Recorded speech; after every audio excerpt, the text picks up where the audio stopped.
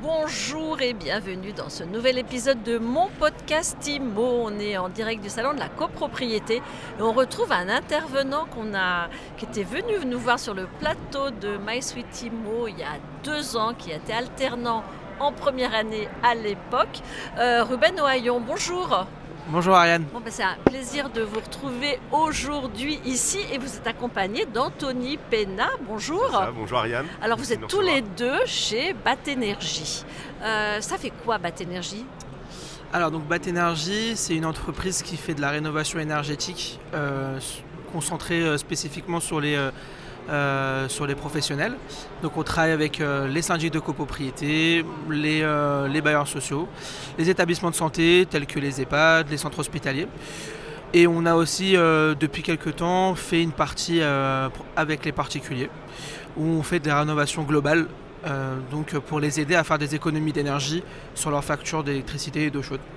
Alors comment ça marche, Anthony Pena? Je suis particulier, je veux faire des économies d'énergie, je me rapproche de BAT-Énergie, c'est ça le concept? C'est ça, donc en fait on va dire le job de Ruben, c'est donc effectivement c'est un planificateur de rendez-vous, c'est-à-dire qu'il contacte donc les gestionnaires de syndic pour que je puisse moi ensuite vérifier l'éligibilité des bâtiments dont ils ont en gestion.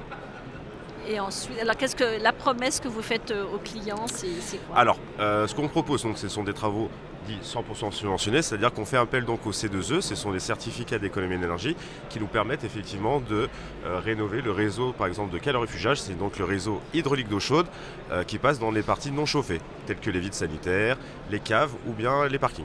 Tout ça, c'est financé par les CEE. Les C2E, c'est exactement ça. C'est-à-dire que notre entreprise BAT-Énergie, nous faisons appel au C2E pour subventionner à 100% les travaux. Ensuite, donc, nous faisons les avances de fonds en totalité pour les travaux.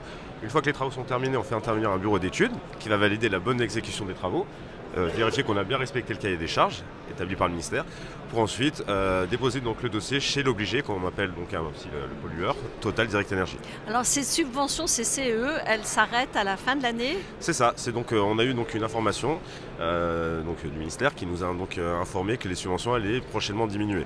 Donc effectivement, ça sera donc la dernière ligne droite arrive prochainement. Et qu'est-ce qui va se passer après pour des entreprises comme la vôtre? Comment vous allez reconsidérer le modèle? C'est-à-dire qu'en fait, constamment donc l'État met en place de nouvelles fiches pour qu'on puisse réaliser des travaux subventionnés. Nous avons dernièrement réalisé des travaux d'ITE, donc c'est l'isolation thermique par l'extérieur. Nous arrivons à obtenir donc des subventions, mais pas encore de l'ordre de 100%.